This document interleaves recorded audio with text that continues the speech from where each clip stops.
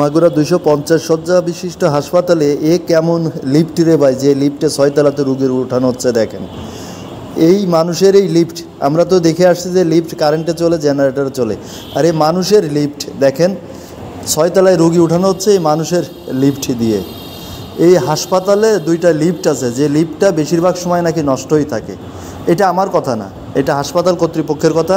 আমরা হাসপাতাল কর্তৃপক্ষের কাছ থেকে শুনে আসি যে এই লিফট আসলে কতটা ভালো থাকে নাকি নষ্ট থাকে। তারপর এই রোগীর বিষয়টা আমরা একটু কথা বলে দেখবো আপনাদের সাথে।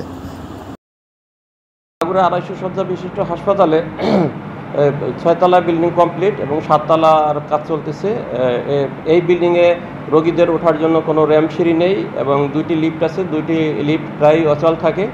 সিঁড়ি দিয়ে এটা ঠিক করলে সকালে ঠিক করলে আবার দুপুরে নষ্ট হয়ে থাকে। সিঁড়ি দিয়ে এটা ঠিক করলে সকালে ঠিক করলে আবার দুপুরে নষ্ট হয়ে থাকে। ভদ্রলোক শ্রীপুর উপজেলা থেকে আসছে তার স্ত্রীকে নিয়ে। তার স্ত্রী হঠাৎ অসুস্থ হয়ে পড়েছিল। হাসপাতালে নিয়ে আসার পর জরুরি বিভাগের ডাক্তার বলছে মিনি স্ট্রোক করছে। তাকে ভর্তি করে দেওয়া হয় এবং তাকে 6 তলাতে নিতে হবে। এখন 6 তলাতে নেওয়ার জন্য দেখেন কোন লিফটের ব্যবহার করা হচ্ছে। হাসপাতালে কিন্তু 2টা লিফট আছে, যেটা তত্ত্বাবধায়ক সে বললেন যে প্রায় নষ্ট থাকে, সারলেও আবার নষ্ট হয়ে যায়। এখন এই যে লিফট, এই লিফট দিয়ে তাকে কিন্তু এখন 6 তলাতে উঠানো হবে। একটু দেখতে থাকুন যে মানুষের এই লিফট, মানে লিফট তো সাধারণত কারেন্টে চলে, জেনারেটরে চলে, কিন্তু এই লিফট মানুষ দ্বারা চলছে। যে লিফটের ব্যবহার কিন্তু এই মাগুরা 250 শয্যা বিশিষ্ট হাসপাতালে গত কয়েকদিন ধরে চলছে।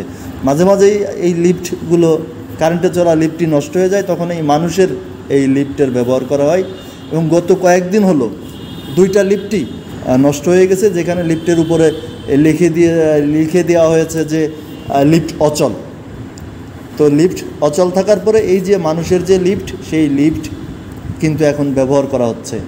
দেখেন প্রথমে এই যে টলি ব্যবহার করা হয়েছিল, কিন্তু একটা পর্যায়ে রোগীর স্বজনরা দেখলেন যে এই টলি উপরে টেনে নিতে গেলে পিছন থেকে রোগী পড়ে যেতে পারে।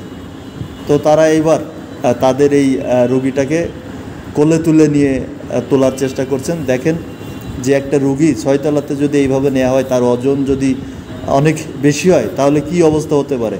তারা কিছু দূর যাচ্ছে, একটু জিরাচ্ছে, একতলা উঠতেছে, রোগীকে ফ্লোরে শুয়ে দিয়ে জিরিয়ে নিতে হচ্ছে, তারপর আবার আরেক তলাতে ওঠা লাগতেছে।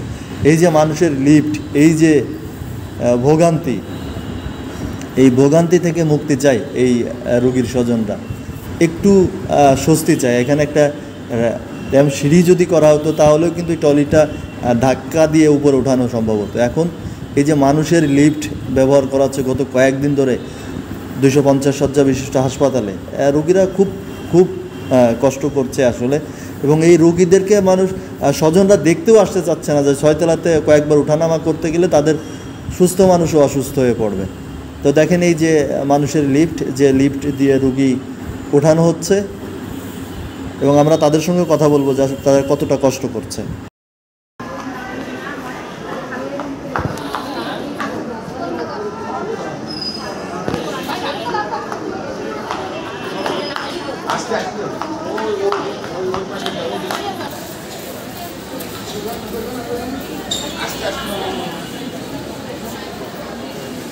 থেকে আসছেন?